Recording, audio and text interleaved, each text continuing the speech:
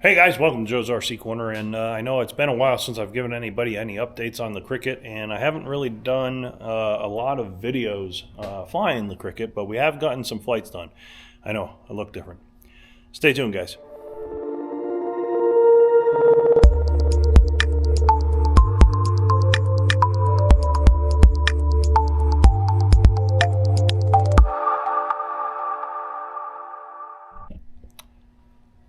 All right, so yes, so we did a little bit of work on the Cricket recently, and we have also been flying it. We are now at 100 hours on the Cricket, so we are going to be doing a full up maintenance on it. We're not really due for the annual yet, but I want to go over everything after the 100 hours on it.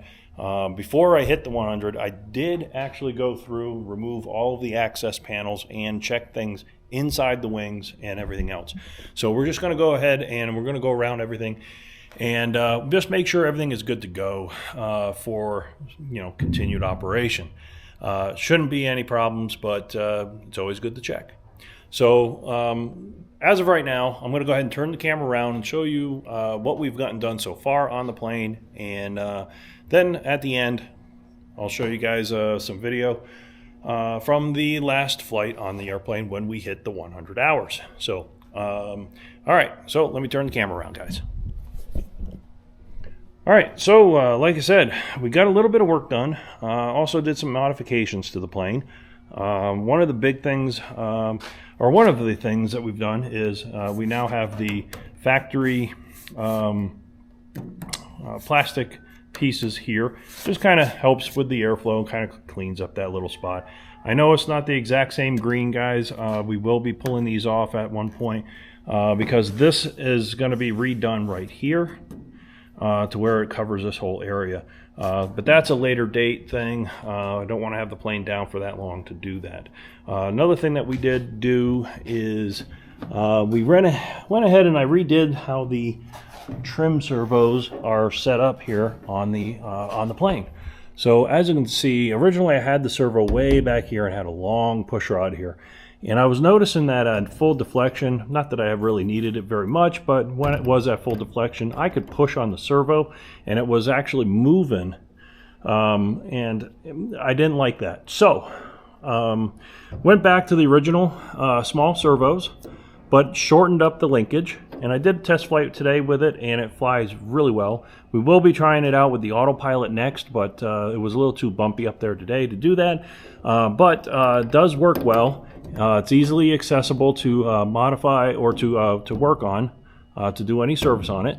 This is now just an access panel, and I cut that out in carbon fiber because I had some carbon fiber and I had a CNC machine, so I cut the piece that fits there.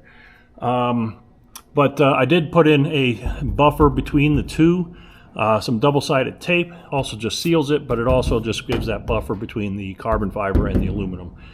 So hopefully it shouldn't have any major issues, but we'll keep an eye on it and make sure. But yeah, so this works really good, and really, a lot more, a little bit stronger there.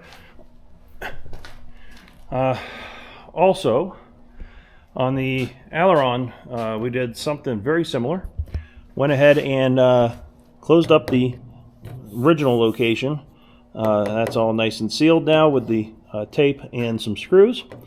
And then went and made the shorter linkage here. I'm not sure how well you guys are going to be able to see it. Let's try from this angle.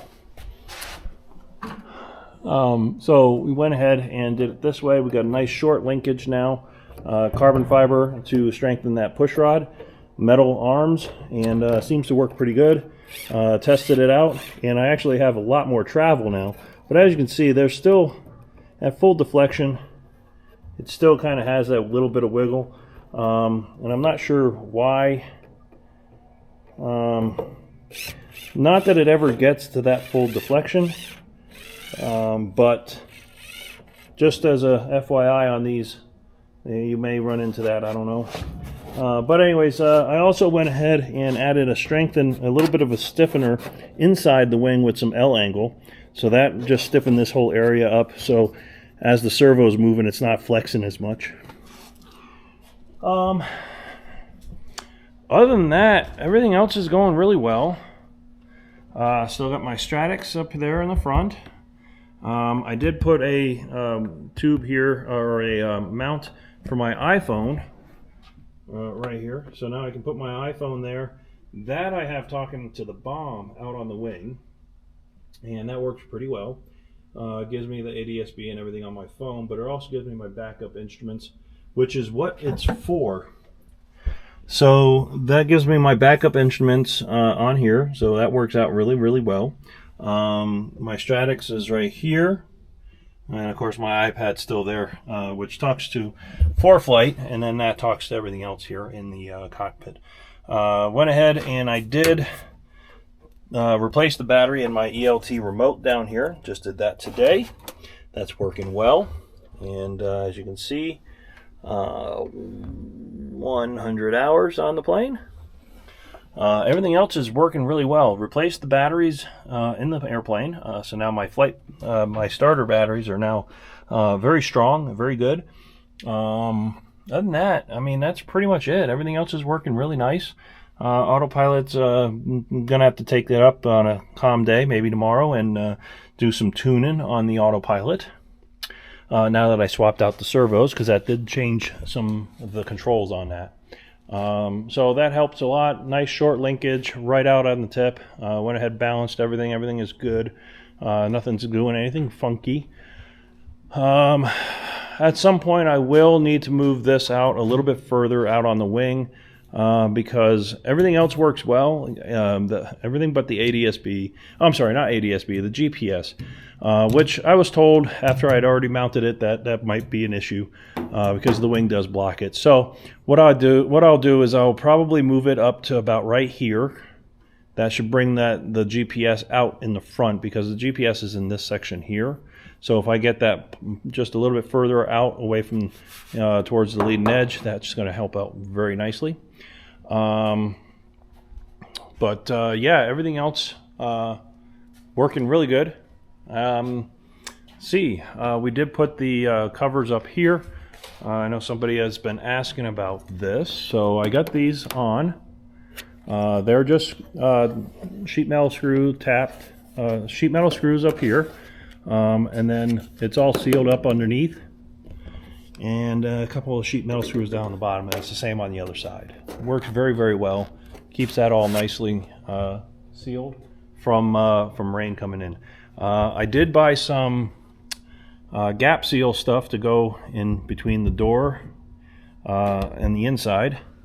I have not installed that yet. Thanks, Mark, for the idea on that one, because I do have a little bit of air that comes in. Not much around here, but more over here on this top section. So I did buy some of that sticky back foam, the gray, and I'm going to stick that on here so that way it'll compress against the top beam, and that'll give me my seal that up really nicely. But I haven't really noticed. The heater works very well on this engine because it's a heater core. Works extremely well, to be honest with you. So I don't really have much of an issue with it in the cold weather. Works really nice, but just, you know, a little bit of help won't hurt. And I did see Mark's video. He did install something very similar to mine with a pipe for this 360 camera. Mine is just riveted right to that rib like he did as well.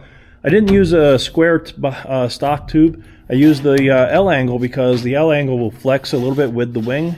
As you can see, it curves a little bit with it. And then just used the Delco lamps, very similar to how he did. And works really, really well. And you'll see in the next video here at the end, the 360 video coming from the left wing. So that's pretty much it, guys. Nothing else really happening.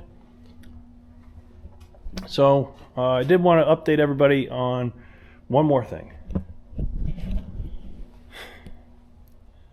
So I know I was supposed to be showing up at the Bourne, Texas rudder workshop, and I was really hoping to make it there, but I did see that there was a lot of rain that was expected over that weekend, and I did need to get back to work, so I did need to leave at a certain point, and I wasn't sure if I was going to be able to get out of there in time. So I made the decision not to go this time, and I apologize for anyone that was looking forward to seeing the cricket there. But I'd rather be safe than sorry. My plane is not an IFR aircraft, so it's not going to be flying in rain. And if it's raining there, there was a possibility of not getting any demo flights in the plane anyway. So I decided not to go, but I will be keeping an eye out for the next one. That should be hopefully somewhere close if the weather works out for it, and I plan to try to get out there and help. The next long trip with the cricket is going to be Oshkosh. So looking forward to that trip. I'm also not looking forward to it at the same time, guys. So I hope anyone that shows up comes out and sees the cricket and comes see me, and we'll say hi. Yeah, that's going to be it's going to be an adventure, and I'm looking forward to it. So we will see how it all works out. Anyways, that's all I got, guys. Look forward to seeing you guys on the next video. Bye now.